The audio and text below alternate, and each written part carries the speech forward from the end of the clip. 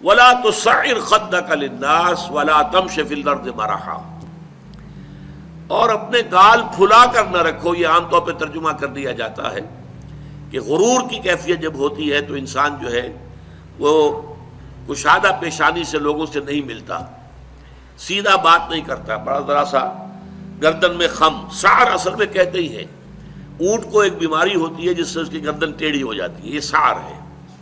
تو جس کو ہم اپنی زبان میں کہتے ہیں کج روخی. ایک آدمی آپ سے بات کرنا چاہتا ہے، آپ اس سے فیس نہیں کر رہے، اسے ذرا یوں کر کے بات کر رہے ہیں، گویا کہ براہ راست اسے ایڈریس کرنا، یہ اپنے مقام سے آپ بڑا فرو سمجھتے ہیں کہ یہ تو نیچے ہے، میرا مقام بہت بلند ہے.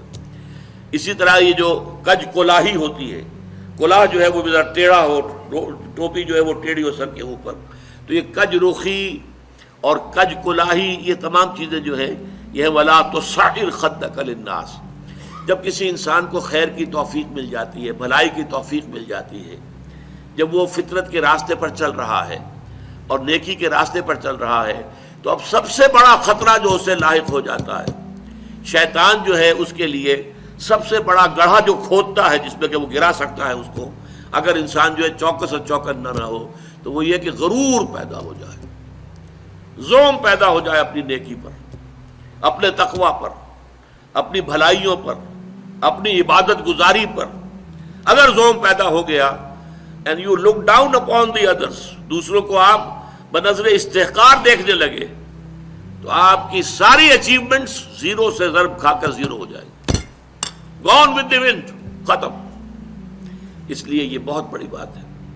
حدیث میں آیا ہے لن يدخل الجنہ من کان فی قلبہ مثقال ذرۃ من کبر.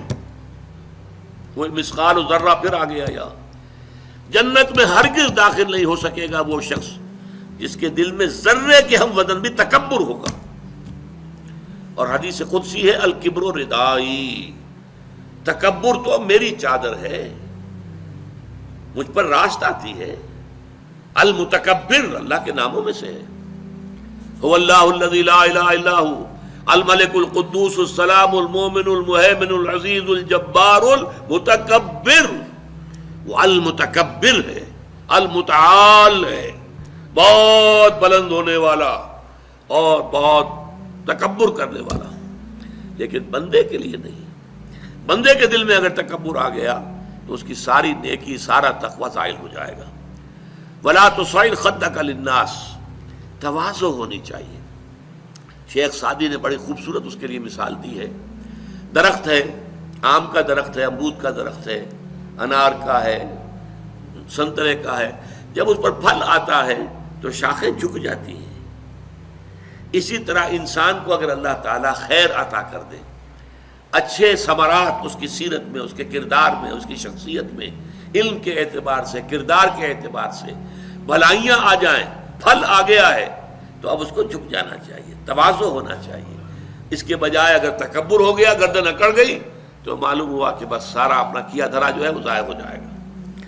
ولا تصعر خدک للناس ولا تمش فی الارض مرحا، اور زمین میں اتراتے ہوئے نہ چلو.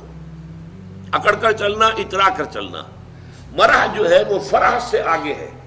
فرح کہتے ہیں خوشی سے آپے میں نہ سمانا. وہ تو خوشی سے آپے سے باہر ہو گیا، یا وہ نہیں سما رہا تھا، وہ کوئی اور لفظ میرے ذہن میں نہیں آ رہا اس وقت. تو یہ جو اس فرح سے آگے مرح ہے، اس میں یہ ہے کہ انسان اترا کر اپنی بڑائی، اپنی خوبی کا اظہار بھی کرتا ہے. ولا تمش فی الارض مرحا. اب آپ دیکھیں گے کہ یہ مضامین جو ہیں قرآن مجید میں ان کی اہمیت کا اندازہ اس سے ہوگا. سورہ بنی اسرائیل کے 4 رکوع میں بھی آئے ہیں، ولا تمش فی الارض مرحا، زمین میں اکڑ کر مت چلو، یہ وہاں بھی آیا ہے. اسی طریقے سے اور دوسرے مقامات پر سورہ الفرقان کے آخری رکوع میں بھی آیا ہے، وعباد الرحمن الذین یمشون علی الارض ہونا. اللہ کے نیک بندے تو وہ ہیں جو زمین پر چلتے ہیں تو آہستگی کے ساتھ چلتے ہیں. وہ زور سے قدم مار کر نہیں چلتے، گردن اکڑ کر نہیں چلتے، گردن اکڑا کر نہیں چلتے. اور گردن بھی اکڑی ہوئی ہو اور سر کے اوپر ایک جو ہے صافہ، اس کا ترا بھی جو ہے وہ بڑا اونچا کر لیا گیا، تو اس سے کیا ہوتا ہے؟ انک لن تخرق الارض ولن تبلغ الجبال طولا. تم کتنے ہی زور سے پاؤں مار کر چلو گے، ہماری زمین کو پھاڑ نہیں سکتے. اور کتنی ہی گردن اکڑا لو اور کتنا ہی ترا چڑھا لو، پہاڑوں کی بلندی تک تو نہیں پہنچ سکتے. تو یہ در حقیقت مضمون بہت اہم ہے، متعدد مقامات پر آیا ہے، اور سورۃ الفرقان کا جو آخری رکوع ہے وہ تو ہمارے منتخب نصاب میں ہے اور وہ تفصیل سے ہم پڑھیں گے. تو ولا تصعر خدک للناس ولا تمش فی الارض مرحا ان اللہ لا يحب كل مختال فخور. یقیناً اللہ تعالیٰ کو بالکل پسند نہیں ہے جو اکڑ کر چلنے والے ہیں اور شیخی خورے ہیں. مختال کا لفظ بڑا پیارا ہے، یہ خیل سے بنا ہے.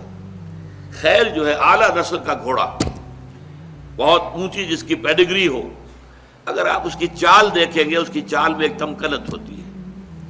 جب انسان اپنی چال میں یہی تمکنت اختیار کرتا ہے تو یہ اختیال ہے، گویا کہ خیل کا سا انداز اختیار کرنا اپنے چلنے میں. خیل سے باب افتعال بنا اختیال. تو اللہ تعالیٰ کو بالکل پسند نہیں ہے کل مختال فخور، فخر کرنے والے. اپنی نیکیوں پر، اپنی دولت پر بھی فخر ہوتا ہے، لیکن اپنی نیکی پر بھی ہوتا ہے، اپنے علم پر بھی ہوتا ہے، اللہ بچائے، اپنی عبادت پر بھی ہوتا ہے. اللہ تعالیٰ اس سے اپنے حفظ و امان میں رکھے. ان اللہ لا يحب كل مختال فخور.